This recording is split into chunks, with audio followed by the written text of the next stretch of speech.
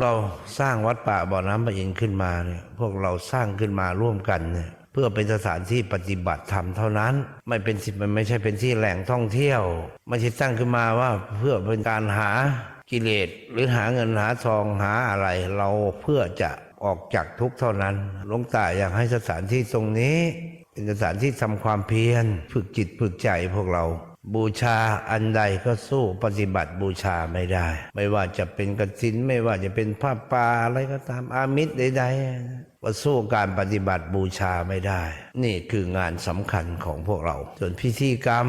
วัฒนธรรมประเพณีก็เป็นอีกเรื่องนึงซึ่งหลวงตาพยายามตัดออกทำไมต้องรับกฐินครั้งเดียวเพราะไม่อยากให้มีงานไม่อยากให้จัดงานไม่อยากให้พิธีมากมายอยากให้ใช้เวลาอันน้อยนิดที่มีชีวิตที่เหลืออยู่เนี่ยมุ่งไปสู่การพัฒนาหรือภาวนาหลวงตาบอกเลย